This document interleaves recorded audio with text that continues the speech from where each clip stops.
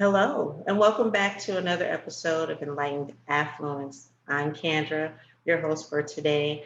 And remember, I'm here for you if you need anything and to check out below for any assistance you would need for education, anything you would need for your wine and food needs, of course, and also to get your credit cleaned up and become financially educated.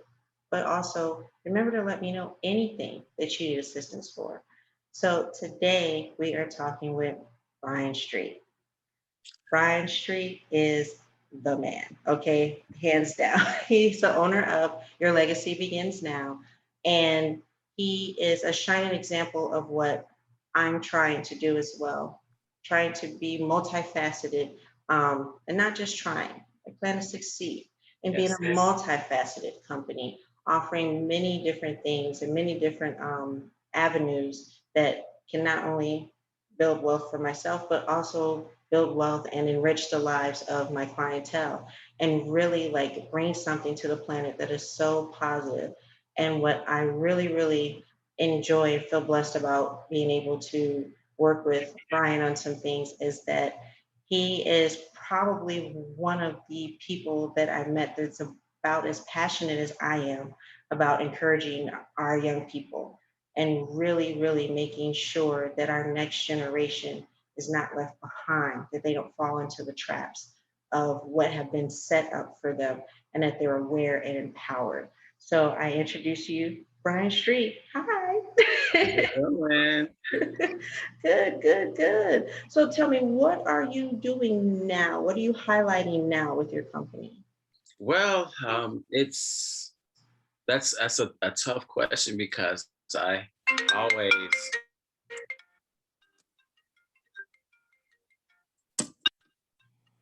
That's life happening. my mom would call me. Hold on, she would call me when I'm on this session, and I don't know how to turn those notifications off for this. Here she goes again. All right, don't call Mom's me. first. Get with mom first. This is life. If I call my son, he better let me know something, right? I don't care. And she just got a brand, well, not brand new, but she's just got an iPhone. So yeah, so she's like super excited to do FaceTime, all that good stuff. And plus, I'm supposed to be coming to visit today. So yeah, that's my.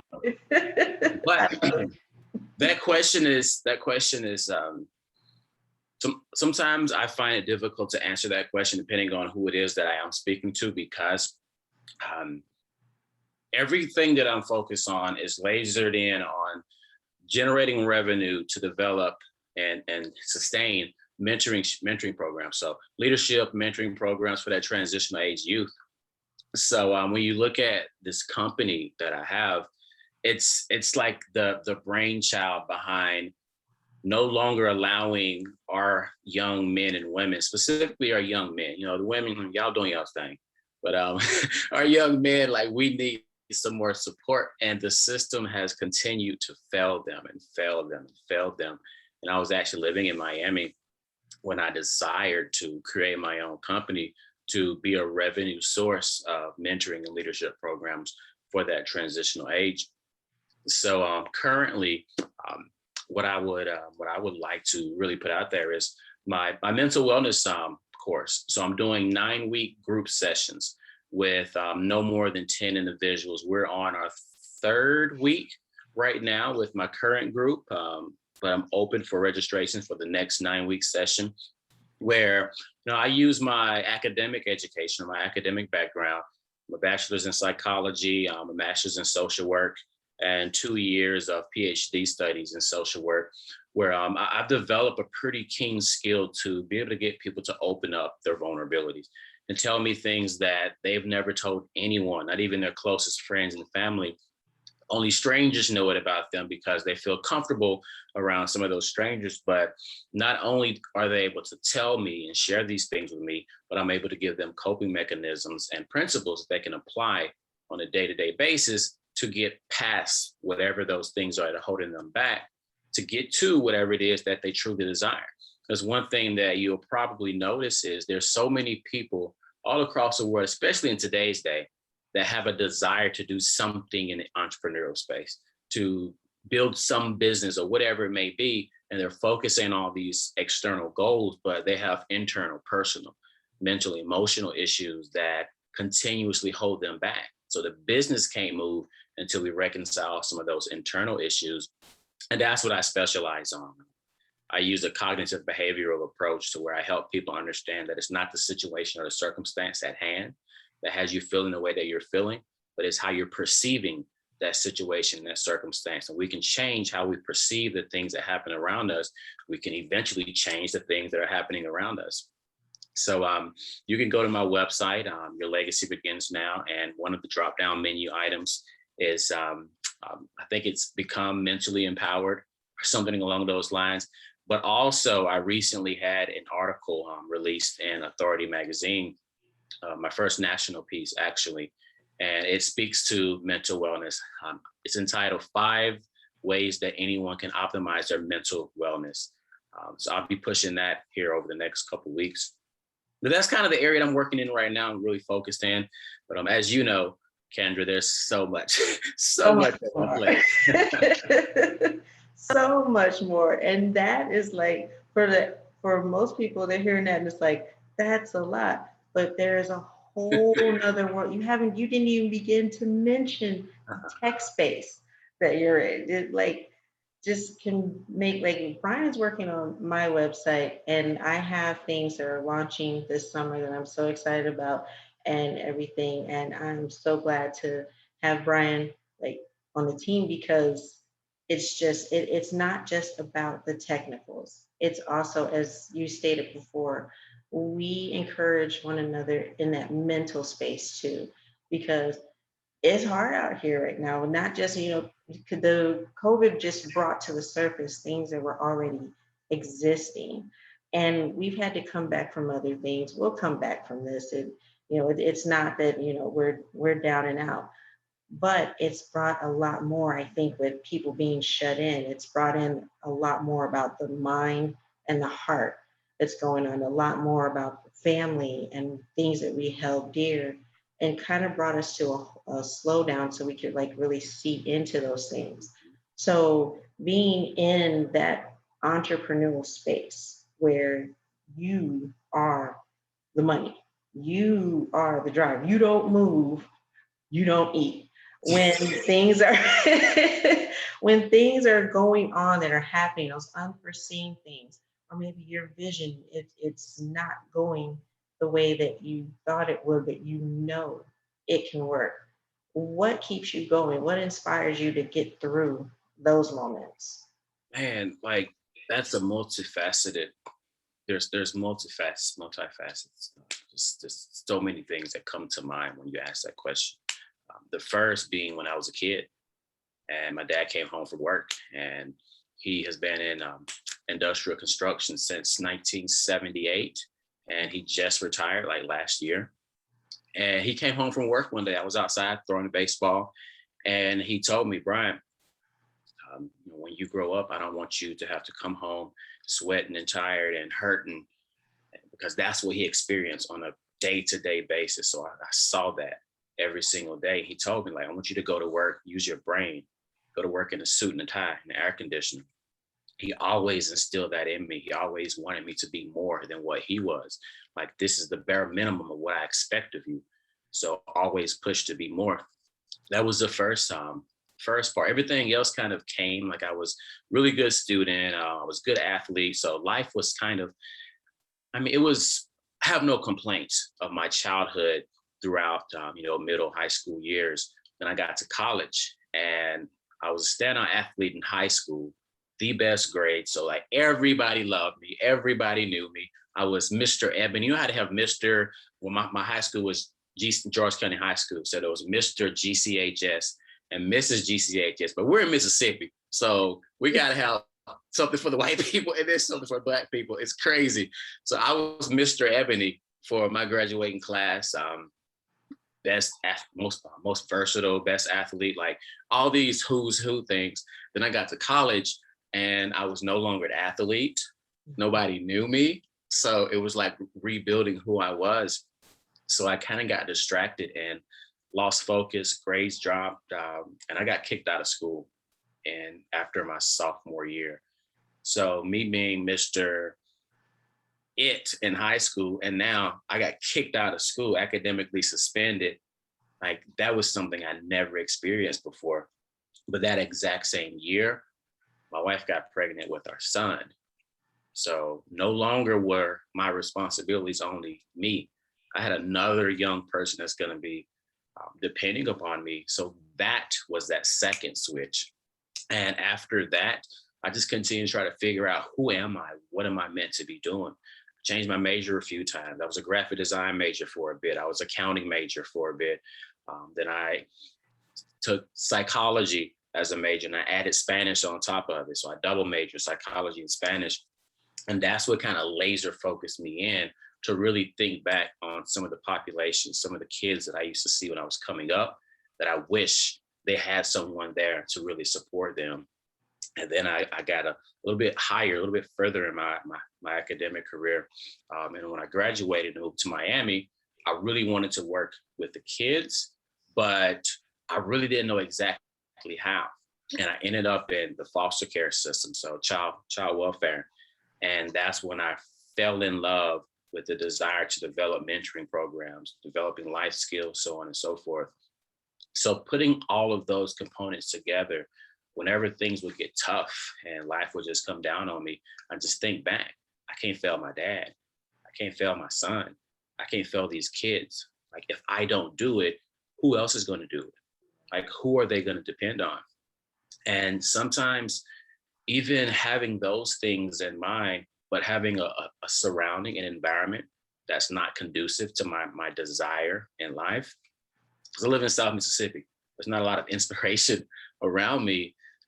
So back in 2012, when I really started to polish myself as a professional, personal development content, motivational speeches, throwback music from like my late 90s, early 2000s. I'm telling you, when I put that on, it's like something inside me just comes alive. So you'll hear me in the middle of the day, and I know my neighbors get tired of me sometimes, but in the middle of the night, and I'm just jamming. But like that's what like makes me say, let's do this. We've got to do this. Like there's nothing that's gonna hold us back. So yeah, with everything that's on my plate and on that bowl over there and that bowl and that plate over there waiting for me, all of it, all of it gets done because ultimately I have to incorporate and remember all these things that are pushing me forward.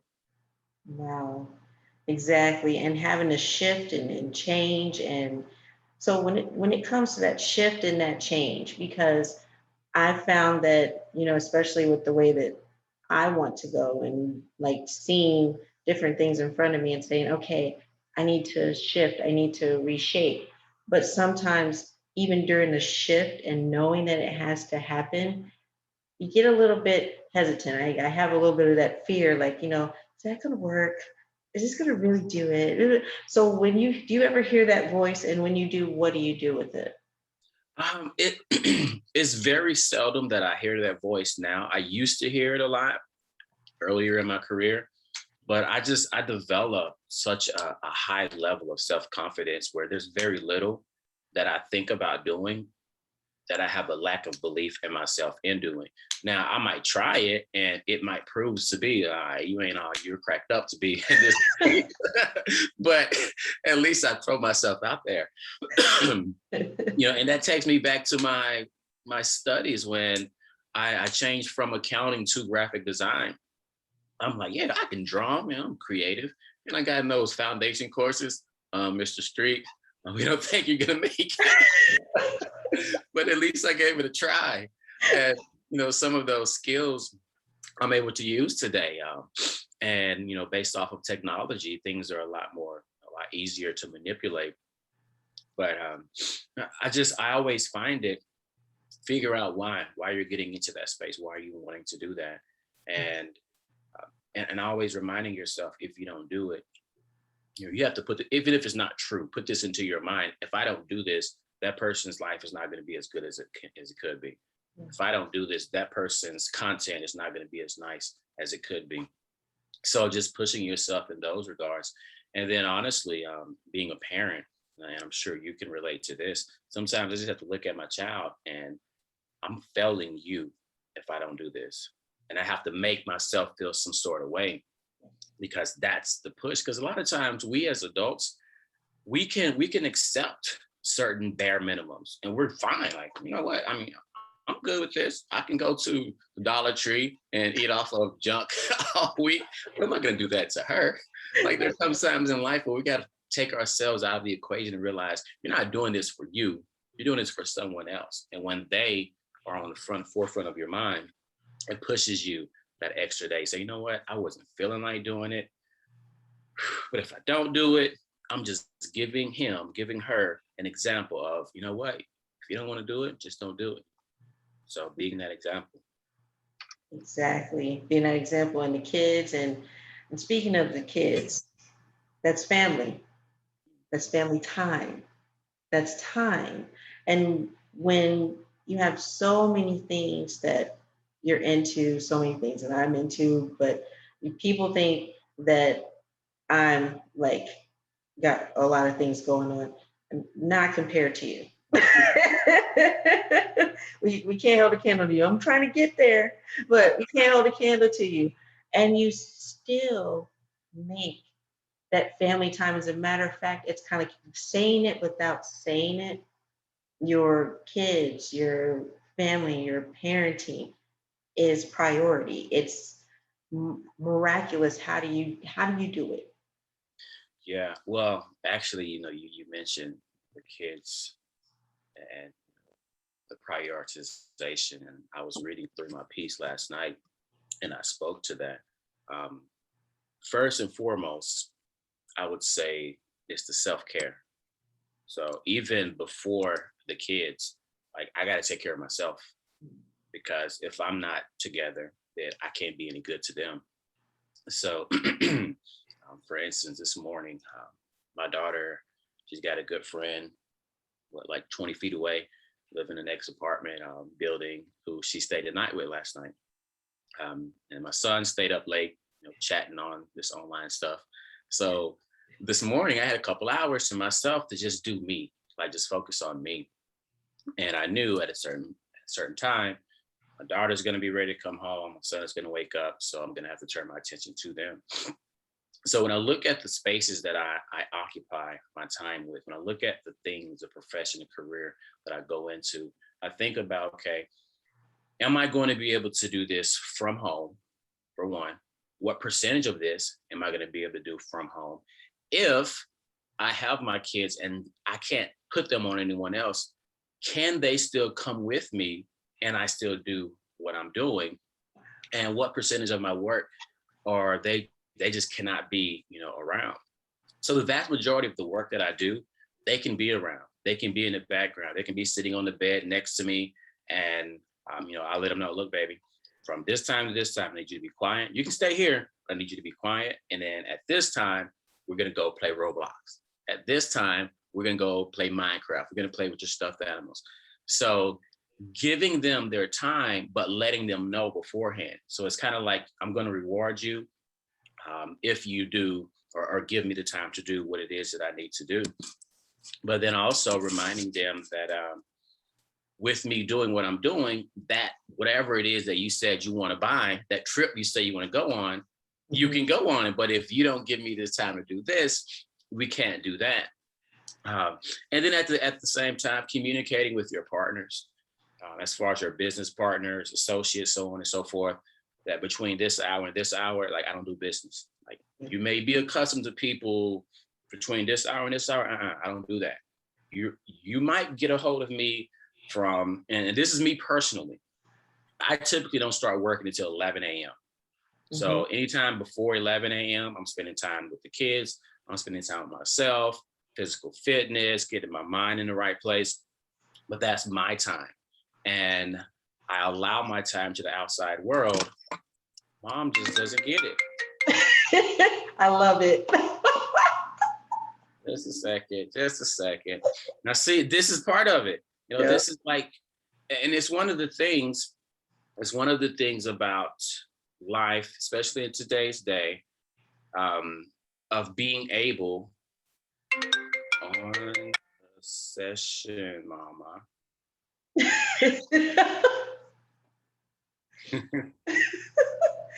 uh, yeah, this is one of those things where if I was working a 9 to 5, so to say, at an actual physical location, I couldn't, a lot of times I couldn't text my mom and say, I'll call you back. A lot of times I couldn't, take a phone call from whoever. But whenever you do work from home, it's a lot more understandable for people to say, okay, he just got a distraction. Hey, it comes with the territory. But okay, where was I? Remind me, where were we? We were talking about you taking the time for yourself and start to 11 a.m. Like really how you Yes. compartmentalize and prioritize family. Yes. So letting my partners, my associates know, look, between this time and this time is when we're going to get down to business. For instance, one of my primary business partners, mentor, Chris, he knows that it's going to be a rare occasion that you are able to get on the phone with me early in the morning. But typically, if I know I'm going to be up and I know, I'm going to already have been up earlier, did my shift, I let them know the night before, hey, I'm going to be up early tomorrow so we can get rolling a little bit earlier. But typically, you don't expect to get on the phone with me before 10, 11 o'clock in the morning. Mm-hmm. But then at the same time, he knows if he hits me up at 1 or 2 o'clock in the morning, so yeah, like really taking those little breaks throughout the day, multitasking, but the communication, like at the end of the day, it's all about the communication, because if your kids know why you're not giving them time, they're going to be more understanding if you're just straight up ignoring them or if you're just straight up avoiding them. So communicating with your kids, with your family, whoever it is that you give your time to on a personal scale, and communicating with those partners as well to let them know, look, there's a hierarchy here. And I'll tell you one thing that really kind of allowed me to solidify that, that course of action. It was 2017. There was a guy that I went into business with. We were business associates back in 2012 for the first time. That's when I met him. And he would always call me whenever he had a new business opportunity or whatever. So we speak maybe once a year or so when he was trying to bring something to my attention. So he always reached out. Ultimately, he started a coaching program, and that was right up my alley.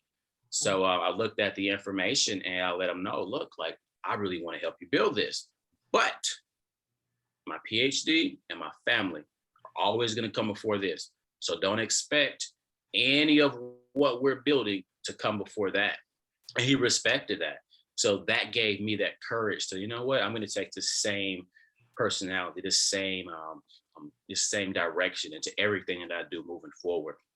And that's what I aim to do. And it's played out well for me. And see, that's the thing when we're coming up and everything, it's always like, no sleep till you're dead and all these other things, and the drive it in the ground and grinding it out. And we have all these different languages that we use. And I think we were having a discussion the other night where it's like, it's not about working harder, it's about working smarter.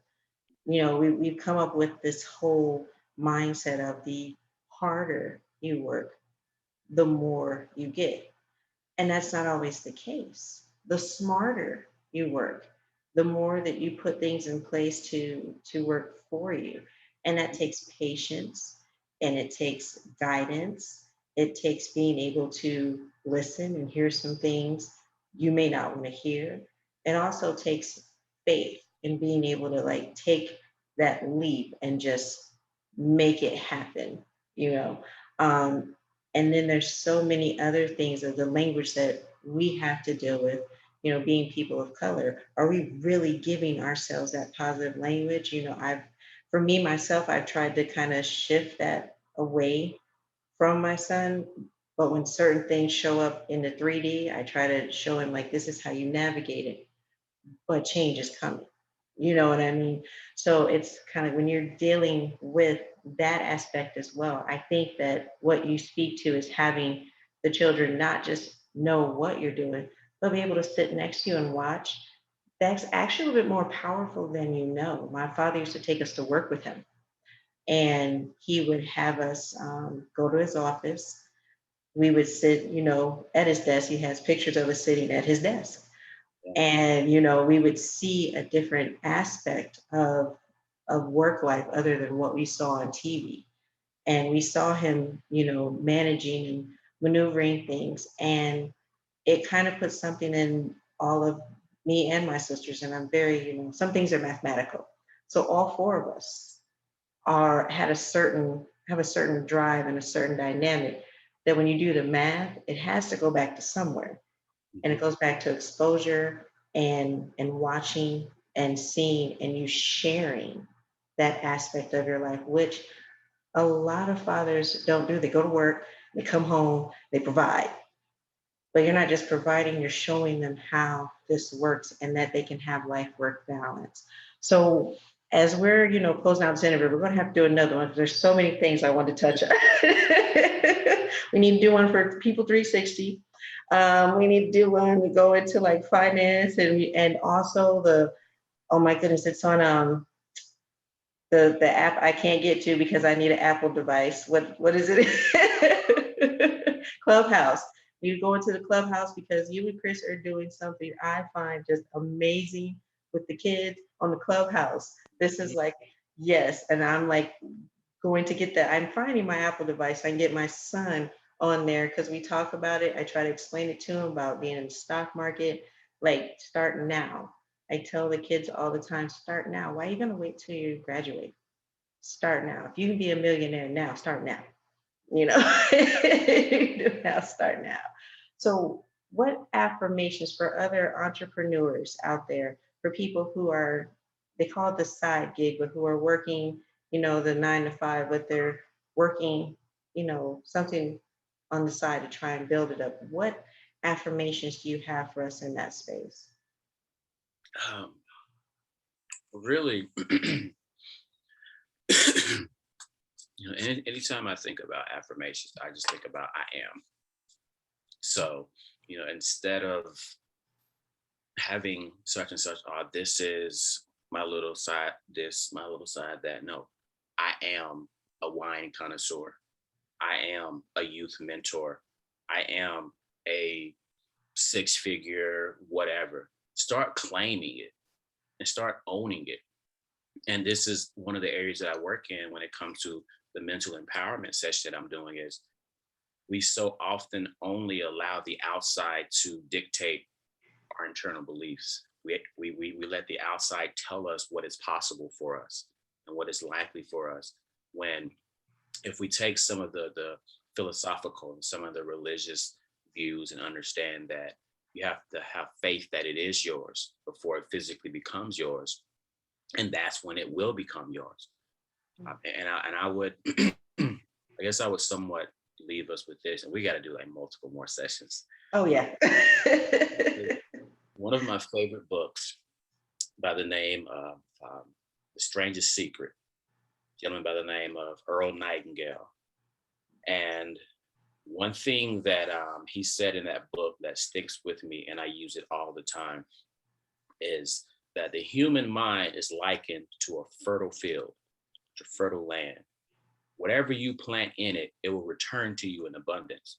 It doesn't care what you plant.